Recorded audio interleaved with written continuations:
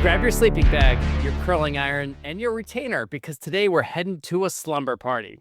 But this party has one hell of an uninvited guest. We're diving into 1982's Slumber Party Massacre, and this movie has everything. Half-naked teenagers, a creepy neighbor with a slug obsession, and a murderer with a power drill who is definitely overcompensating for something. But is Slumber Party Massacre a clever commentary on the slasher genre of the 80s, or just a B-movie with extra cheese that used blood and boobs to make a buck? This is Slashback Cinema, where we serve up fresh slices of the slashers of our youth. So pop in that VHS tape, zip up your sleeping bag, and whenever you do, don't order a pizza. And if you do, don't answer the door. So, fans of the show will notice we have a guest joining us for this episode to talk about Slumber Party Massacre. Margot Harrison, we met you when you wrote an article about us is it called 7 Days? That's right, 7 days, yeah. Vermont All Weekly. You wrote a great article, and you also asked really good questions, and clearly were into the movies and the tone of Slashback. So when we met you, we just invited you to join us one day, and you suggested this movie. So I'll ask you later why specifically this movie, but I want a chance to just talk to you about your work, because when you're not an editor for 7 Days, you're also an author. And you've published 4 young adult novels. And then this is the, I think, 1-year anniversary of The Midnight Club, right? Which came out September of 24. And you've gotten all kinds of awards and been recognized for your work. You've been a finalist for the Vermont Book Club. You've received starred reviews from Publishers Weekly and Kirkus Review and Booklist. And today you're joining Slashback Cinema to throw away all the credibility that you have earned as an author all these years. Well, thank you so much for inviting me. I'm always happy to talk about Slashback Cinema, and that's the basis of my credibility as far as I'm concerned. Nice. Because I'm also a movie critic, and I have, The Midnight Club is my book about Gen X nostalgia. Yeah. Which is, you can find it everywhere now. Right. And you've got a new book coming out is it this fall? That's in December, yes. Okay. It's called The Library of Fates. It's a novel about a magic library, and these are for adults. Cool. So Ryan and I each read one of your books. Oh, thank you.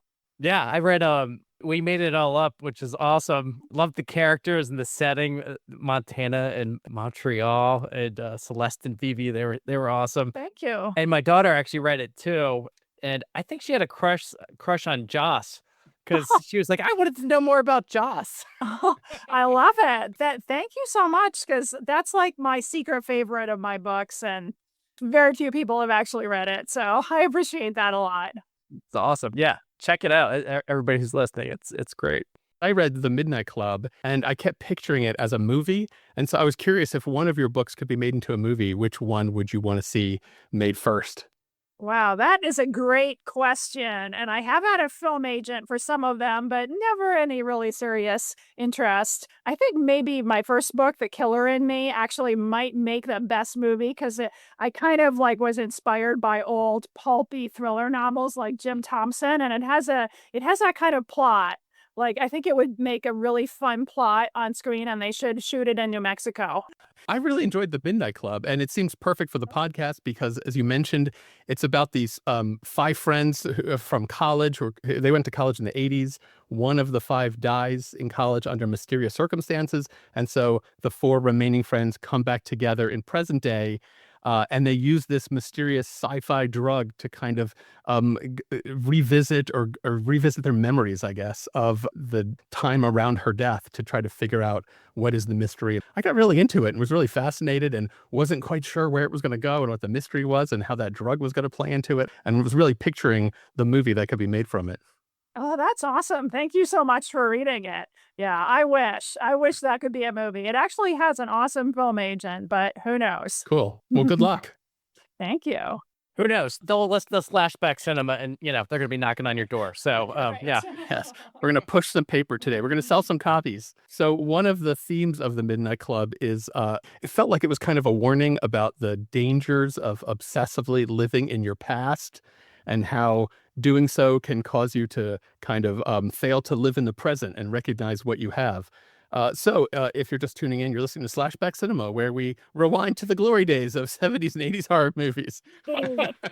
So part of what I liked about the book is because their past is in the 80s, so you work in all this 80s pop culture about music and TV commercials and stuff. That's super fun, and it's very fits into Slashback.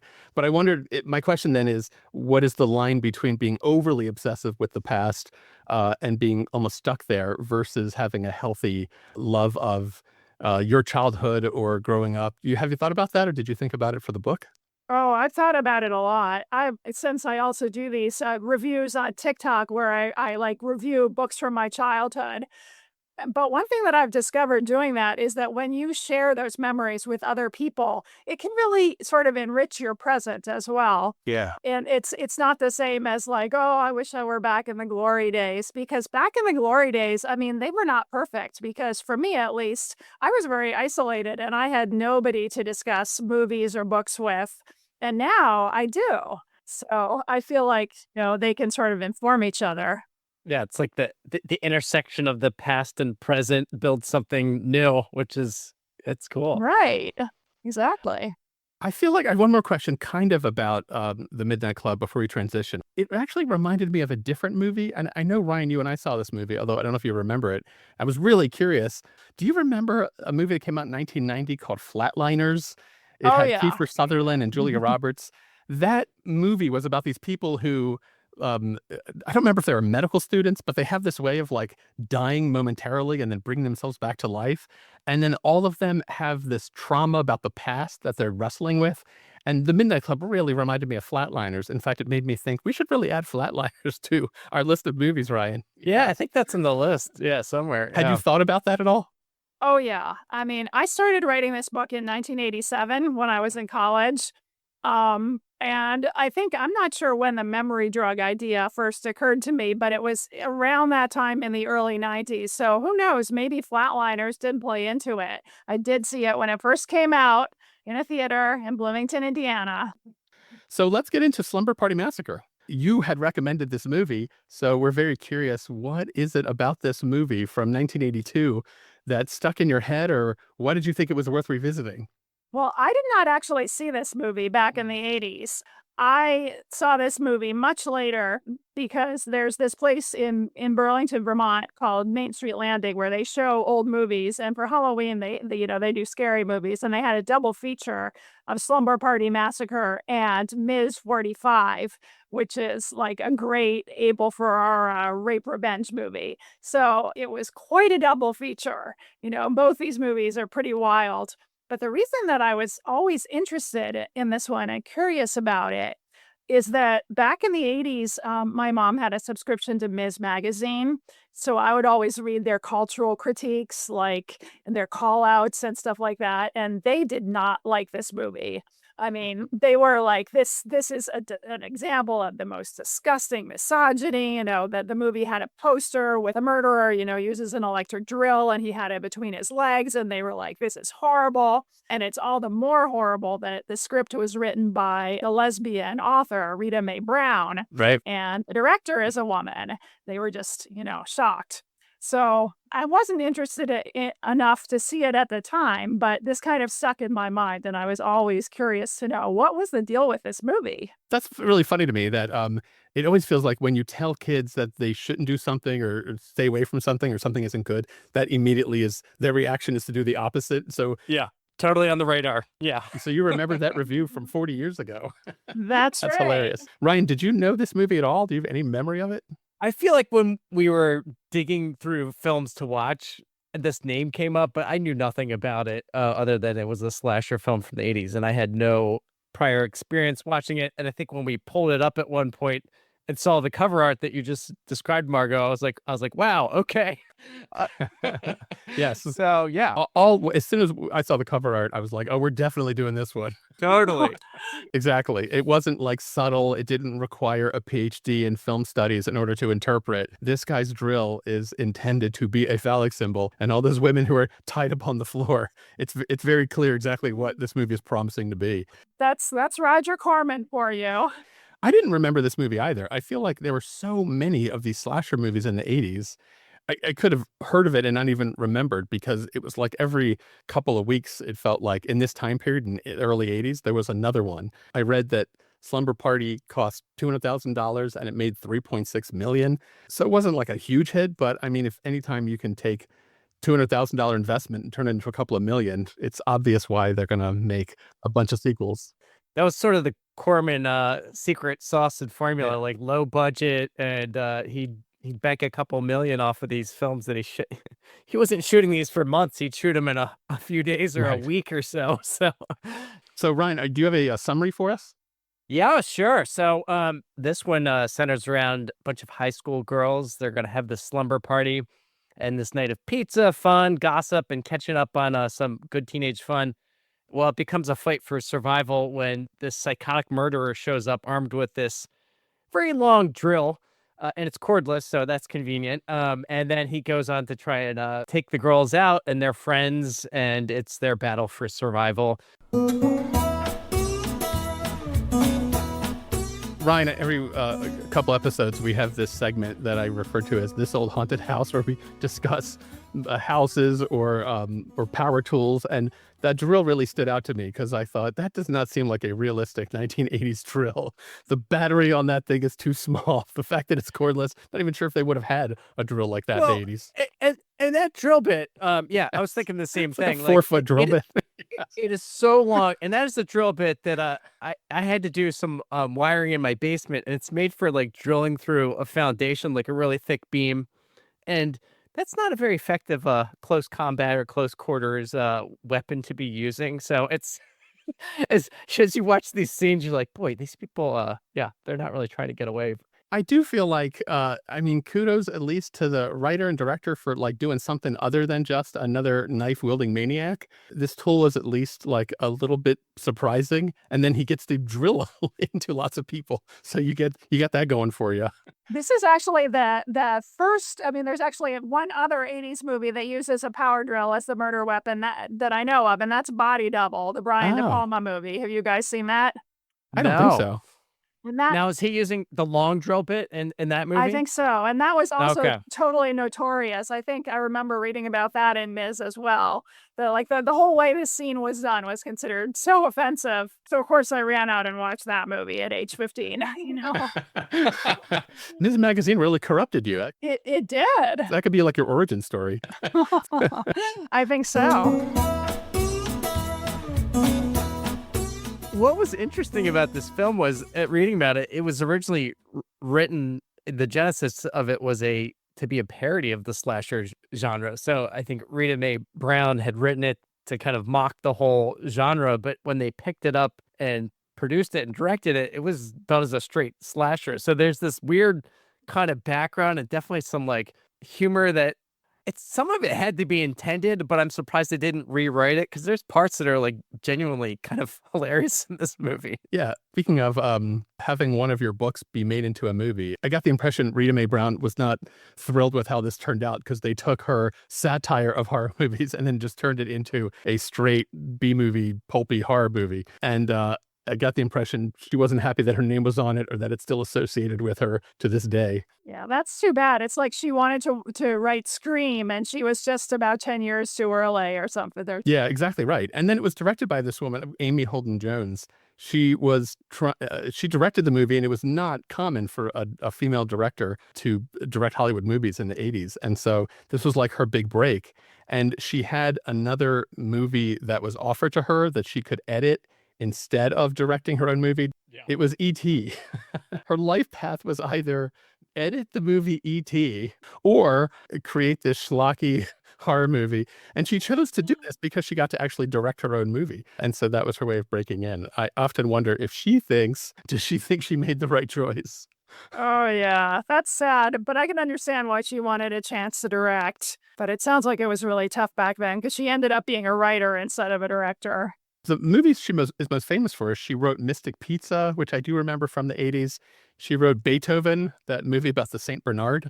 And then she wrote Indecent Proposal, the Demi Moore movie, right? Right.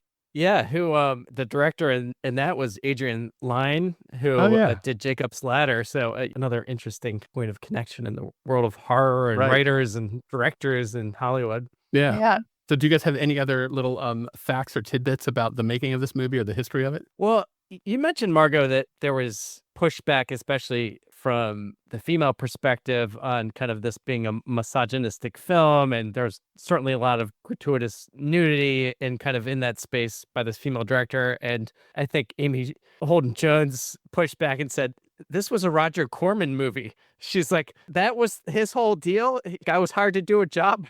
And I did a job that was based on Roger Corman's direction, which I thought that was, she's right. That was Roger Corman's whole deal. He definitely had a formula. Right. Yeah. I don't blame her for, you had to follow the formula.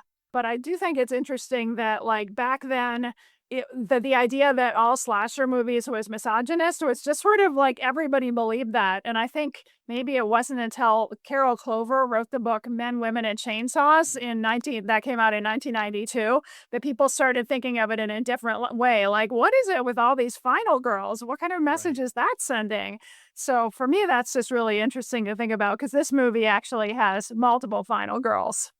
I'm really curious about something you said earlier, Margot. You read a review of this movie in the 80s, then you didn't see it for 45 years. When you finally got to see it, did it live up to your memory of or your thoughts about what the movie would be? Not really, no. I mean, come on. It was like that article. I don't think the writer had even seen the movie, but they built it up in my head. It just based on that poster into something truly horrifying, like torture porn level. And no, it's not really a scary movie. I kind of laughed all the way through it.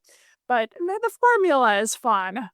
There was something that stood out to me, and then maybe we can jump to favorite scenes, was there was sort of, we've watched a lot of these 80s films that have these teenagers. And again, these are like almost 20-year-olds probably that are playing teenagers. But there's sort of a sweetness to their friendship. And there was kind of like a realness to the characters in this film, which some of these other movies that we've watched, they're sort of disposable. But there was something kind of, it felt like a little bit genuine. And I don't know if sweet's the right word, but it had a different flavor than some of the other ones that we've watched, like Friday the 13th, where I felt like Shani, all those characters were totally interchangeable. Like you didn't remember their names or whatever. This movie, like, I feel like had some fun characters, and like that friendship was kind of coming through, which gave it a little bit of a different spin.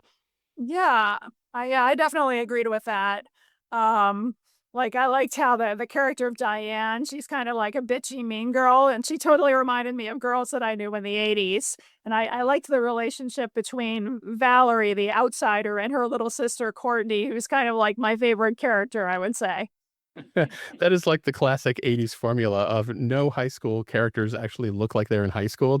Right, and you even have the Porky's type scene where the guys are watching them get undressed through the window. Porky's being another genre of 80s movie. I was thinking about that later. It was so weird because they were like friends with these girls, and then they come and spy on them at their house, which and then they're drinking beer. I'm like, where did the beer come from? It was kind of weird. Like, they felt like they were mashing scenes from different films up. What we do to deserve this? If we died and went to heaven. I assume these guys would be killed because they were perverts who were leering in the window. That is not it at all. Like, they are perverts leering in the window, but then it's all just like Porky's. That's a great callback. It's just seen as amusing and fun, and isn't this anything anybody would do? And the guys are even complimenting the women's bodies from the window, and then they just enter the house and hang out with them, and even try to like be good, protectors and stuff. So the fact that there's no, the movie does not seem to think that they're super creepy like we do. Right. Well, that was the 80s. So what do we got for scenes? I got definitely one of my top favorites, but Margot, you're our guest. We offer you the first offering here in terms of what stood out to you. What'd you love? What'd you hate? Well, I think definitely the pizza scene. Yeah. Where they get this pizza delivered, and the pizza delivery man arrives mutilated, basically, with the pizza lying there next to him on the doorstep because the killer got to him first. And one of the girls picks up the pizza as they're huddling in the house, and she's like, well, I'm just going to eat this because, life goes on. I'm hungry. Yes. I thought that was fantastic. That was high on my list as well. Oh my God. And I like to think about, I brought this up with Friday the 13th. I like to imagine the scene that they didn't show you, which is the killer has to kill this person and then set up this weird like prop. Like, he's got to drill out the eyes of a pizza guy. Then he leans the pizza delivery man against the door, holding the pizza still. And I imagine him giggling to himself because at one point, and then he rings the bell and runs away. Like the amount of preparation this killer had to go through for a dead pizza guy to be at the door is hilarious to me. And we talked about that in Friday the 13th. So there's this scene, which I loved. This was, I think, my favorite standout one also. But then he also went on to rig up the girl in the garage. So when they go out there, she swings from the rafters. And then another scene, he's stuck the girl in the fridge. This killer, he's really, he's putting in overtime. Like, he's not only killing them, but like then he's doing all these stage scenes and settings, which was a very 80s like slasher thing. Like you couldn't just kill him. It had to be like a rigged up booby trap thing. Right. And there's this big My God. surprise where the girls open the door and their dead friend is in the fridge. But all I thought was, wait, he had to take all the shelves, all the food out of that fridge, then stash it somewhere that they wouldn't notice. I would watch a whole movie of just the scenes like that, of the killer prepping all this shit. So Hollywood, call me. I think that would be a fantastic horror movie. Totally.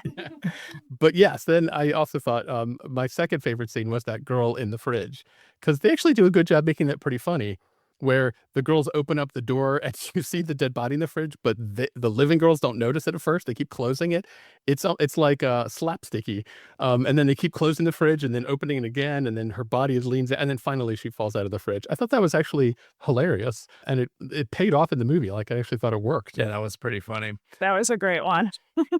Anything else stand out to you guys? It wasn't the final climax in terms of battling the evil villain, who I definitely want to talk about a little bit, but it was the scene where I think Courtney, the younger sister, is hiding under the couch. It's towards the end of the film. And then I think the coaches come, Rachel, Jaina, and then Valerie's in the room also. And essentially the three of them take on the killer.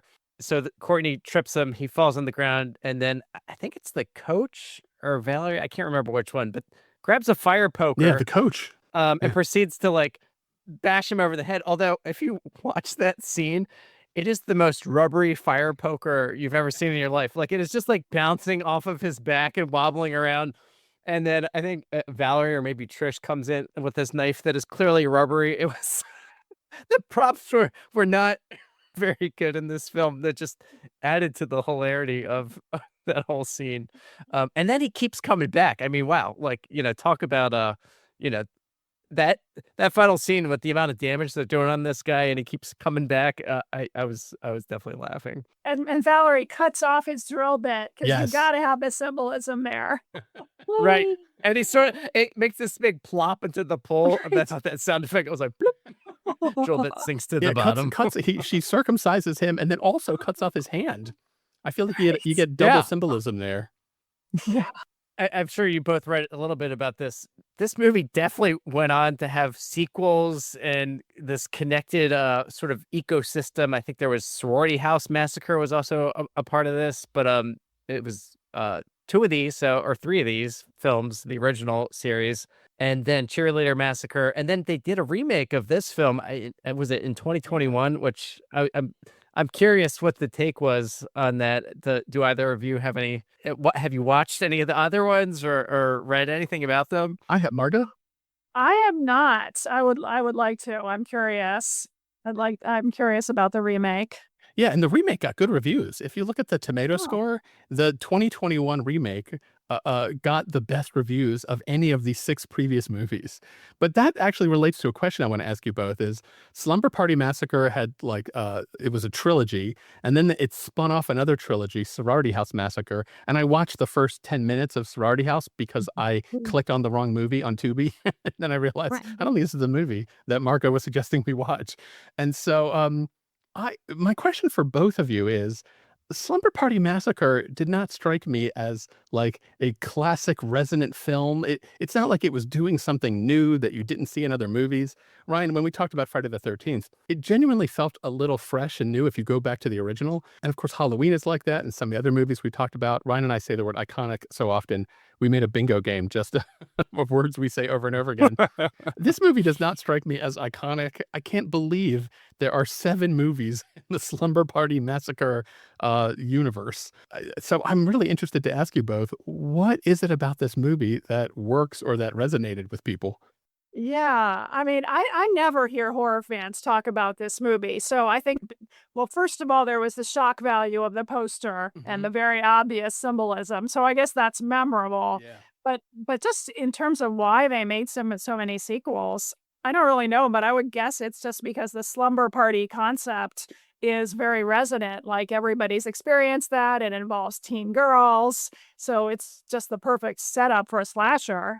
The titles probably have, and the cover art that supports it, definitely probably plays into the formula of, the slasher, young teens. There's nudity, like that whole like kind of subgenre of horror films. Doesn't feel like there's like necessarily a fresh take. Although this movie did have like I did have a little piece of it that felt differentiated from some of the other films we've watched, but not to the point that would keep going.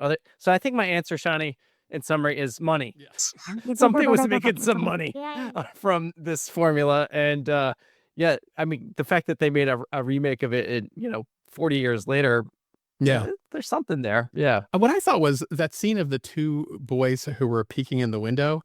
I feel like that explains the popularity of this concept, because I think boys just wonder, what do girls do at slumber parties? But the problem with the movie is the answer to the question in this movie is exactly what boys would want girls to be doing at slumber parties. They just take off their clothes and they talk about having sex. About boys. Yes, Right. exactly. Yes, the movie is like a boy's imagination of what he wishes girls would do at slumber parties. Yeah, nobody is playing, what's the game? Light as a feather, stiff as a board, or Bloody Mary, the things you actually would do at slumber parties, Yes. or watch movies like this. Margot, you reminded me of, did you guys ever do that thing where you, the Bloody Mary thing, where you go to a bathroom and close the door so it's dark, and then chant a poem to Bloody Mary in the hopes that she come and have either of you actually done that in real life in your childhood? I did when I was probably maybe in elementary school, middle school, and it was like terrifying. I was like, oh, I'm not going to do it. And then I kept running back. It was like this mirror outside of my parents' hallway. You would close the door and they sort of had their little wing of the house. And it was a small house, but they had a bathroom and their room was there. And it was this full length mirror. And I remember saying it twice and being like, oh my God, because I think you had to say it 3 times. And the third time I did it, I was like, slammed the door, ran out of the room. I ran outside because I was like, oh shit, I did it. Yeah, she didn't come and get me though.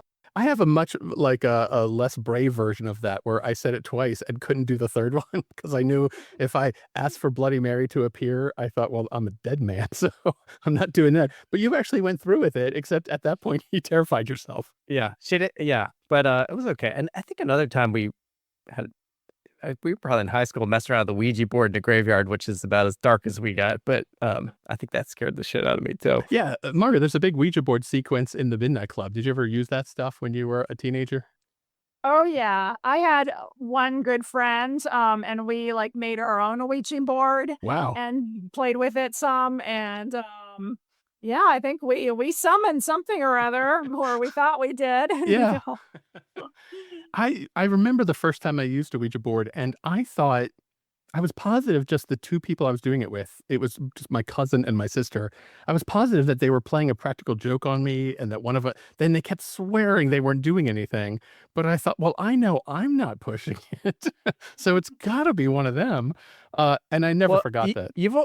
You've always been the skeptic, Yes, though, Shani. that's true. Like you were never the believer in the ghost stories or any of that stuff. So you brought a good critical perspective to those interactions where I was like, oh, holy shit, I've just summoned a demon. Like it's game over. So is there anything else about this movie we want to talk about? There's one scene that sticks out to me. It wasn't the kind of movie that was like very good at building suspense. Like the way that it would scare you is just jump scenes. It was just jump scene after jump scene after jump scene, except for one scene I like where there's these 3 surviving girls and they run upstairs, I think, to a bedroom and then barricade themselves in front of the door. And then the 3 of them each have a knife and they're talking about the killer. And as they're having this conversation, you see in the background the killer climbing in through the window. The fact that he managed to climb up onto a 2nd-story window with that 3-foot drill and not make a single peep, that was impressive. And it's fun to watch the scene because they're having this inane conversation and you want to yell at the screen, hey, look out, he's right behind you.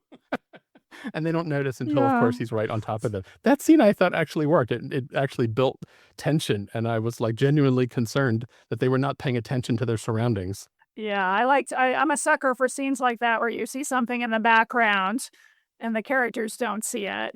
I kind of liked how the director wove in the scary movie that Valerie was watching, and she Yeah. had like some matching shots of somebody in the movie and somebody outside the movie. Yeah. That was a little bit artful for this type of movie anyway.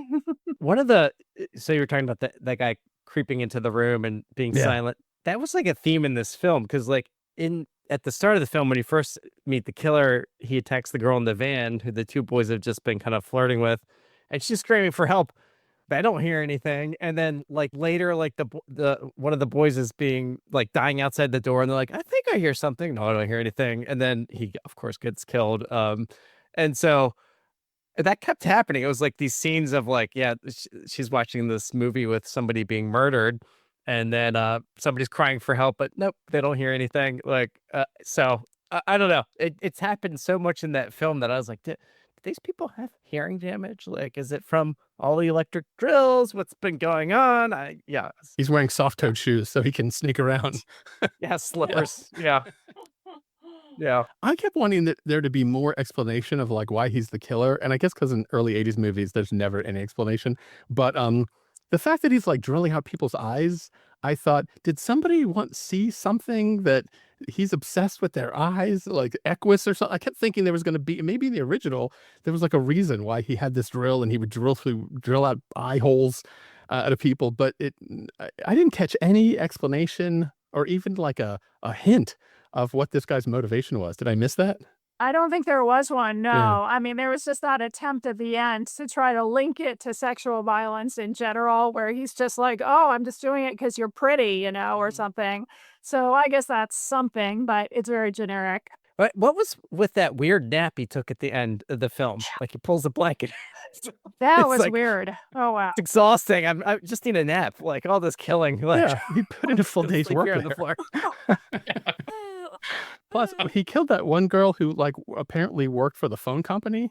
And for a minute, I thought he was going to he took her van. So I thought, is he going to like become a phone company operator, go from house to house? Is that how he breaks into houses? But no, he just needed to kill a girl with a van. And then he does that thing with he steals a girl's doll. Again, I feel like there's got to be something in the original. I'm really obsessed with like the original script where one of the girls, it's like one of the first scenes in the movie. She throws away this Barbie doll in the trash. And you could almost read into it like she's throwing away her childhood and her innocence. And then you see this male hand pick up the doll. And then 45 minutes later, he's like kind of stuck the bloody doll in the doorway. That actually kind of creeped me out a little bit. I was genuinely alarmed by how creepy that was. And that's when I thought, is there going to be something about this? But nope, it never comes up again. He doesn't steal any more toys. It seems like there had to be a reason for that got written out of the script or never got filmed or got edited out of the final production.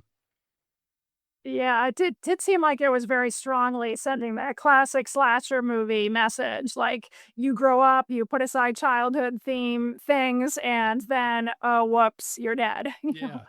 That's sort of like the penalty for becoming a grown-up sexual being. Right. No, that's a really good point, Courtney, because Courtney? no, I'm sorry, Margot, because I'm thinking about Courtney, the character. Because Courtney, the sister of Valerie, she's like portrayed as like the horniest of them all. She's like obsessed with boys and looking at Playgirl magazine, and she lives. So that might have been like a point that the original script had in it, that in all of these movies, we all have learned when the girl has sex or if she's horny, she's definitely going to die. You have to be virginal in order to survive. But in this movie, all the girls who die and the girls who live, it has nothing to do with their sexuality. They're all some sexual, they all have some sexual identity to some degree. And the horniest one seems to live and be fine. And so it's not really, it doesn't reinforce that kind of old fashioned conservative theme of sexuality is the thing that'll kill you. Yeah, I thought that was interesting. Even though Diane, she does get killed right after having sex. She's the only one who does that in the movie.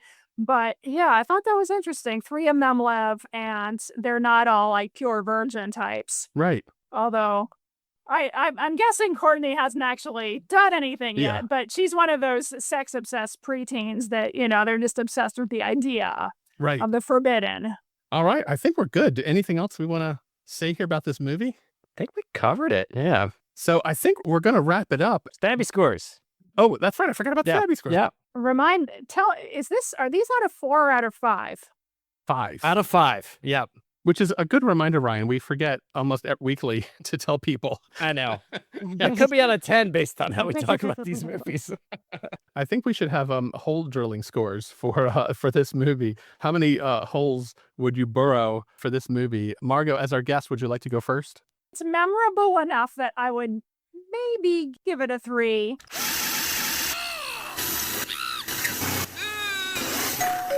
Pizza's here. 2.5 to 3, I would say. I mean, it's not a great movie, obviously. It's not scary. It's very exploitative. But it kind of stuck in my head after I saw it, just because it's a little different from the formula. I'm there also at 3 power drill bits. Yeah, I thought it was fun, like not necessarily original. I did feel like there was something kind of fresh and fun with the cast, that they were a little bit more memorable than some of these movies, some creative kills. I feel like where I came up short was with the killer. Like he really, I don't know that he delivered the goods on this one. Shawnee, what do you got, man? I wrote in my notes this was going to be a 2-stabby movie, but from our conversation, I actually am starting to appreciate the movie a little bit more. So I'm also you've influenced me. Okay. I feel like this is the secret of Slashback is sometimes we discover there was a little more to this movie than I thought when I watched it. There's a little more cleverness than I realized. So I'm going 3 holes drilled as well. Wow. So we're pretty much in alignment. We've got a consensus across the board. 3 for 3. So before we read our outro, Margot, is there anything you want to promote or tell people about? Just the Midnight Club being out now, and the Library of Fates is coming in December. I'm looking forward to the new one. I really got a kick out of the Midnight Club. Oh, thank you. Yeah, and people can also check out your website too. It's margotharrison.com, right? That's right. That wraps up another trip down memory lane. Hopefully you enjoyed revisiting Slumber Party Massacre as much as we did. If you want to support the show, you can check out the link in the show notes to make a small donation or visit slashbackcinema.com. And you can check out our merch store. Every bit helps, and we promise not to spend it all on an extra large cheese pizza with pepperoni and anchovies. And we want to hear from you. If you've got a favorite memory from the 70s or 80s or a classic horror movie you'd like us to dissect, drop us a line at slashbackcinema.com because your suggestions keep the conversation alive. Margot Harrison, thank you so much for joining us. Thanks for suggesting this movie. It was really fun. It's been really fun getting to know you, and we both appreciate you coming back and talking about this crazy movie with us. Thank you so much for having me. This was so much fun. It's awesome. Thank you, Margot.